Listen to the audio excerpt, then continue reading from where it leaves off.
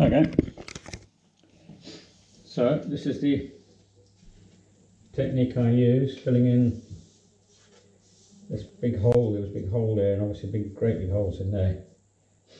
But this is the Carey Mark 1 patented sanding machine, which you can use for doing big areas, like down like that.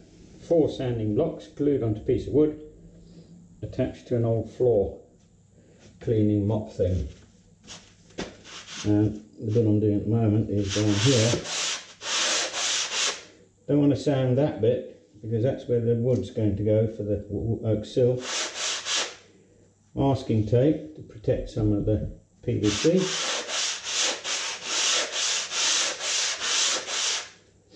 And of course there's going to be a wood strip. That bit is below the wall, and then it changes over about here somewhere. Then this bit is in front of the wall. This side's not a bad mismatch, the other side's terrible. So it's going to be a cunningly engineered piece of wood rather than a piece of plastic. It'll go down there, and I shall plane the back end of it so that it's nice and aligned up.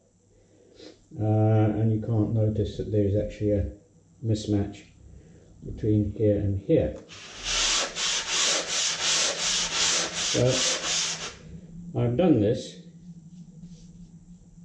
months on end over the house. When I had the study plastered, the chap did it terribly badly.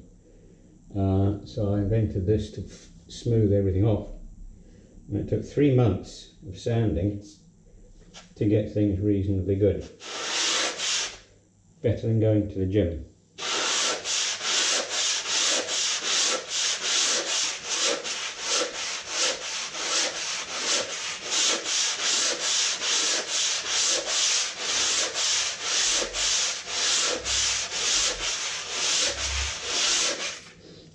No, it's not too bad.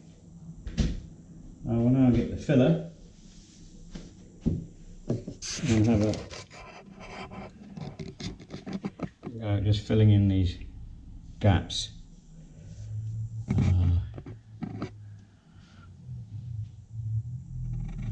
There's a big hole still in there. I filled in this bit with plaster. I might use expanding foam for that hole. You can almost see through, and of course that's the bit where, holding this up, you can probably see get daylight through there. I shall get filler and squirt it into there all the way along.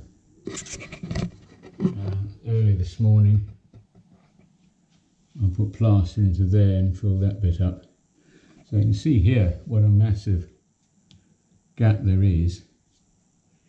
I've sorted this bottom bit out. That's nice. Imagine if I could get it like that all the way down and up, but sadly not possible because the plaster comes out and out and out and out and out.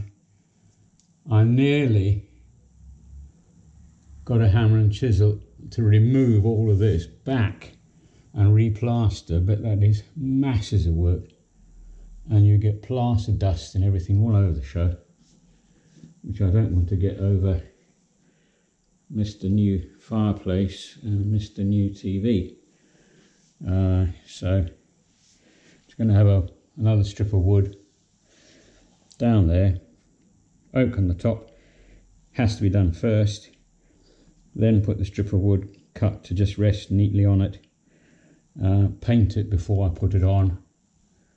So that should be quite good, I think.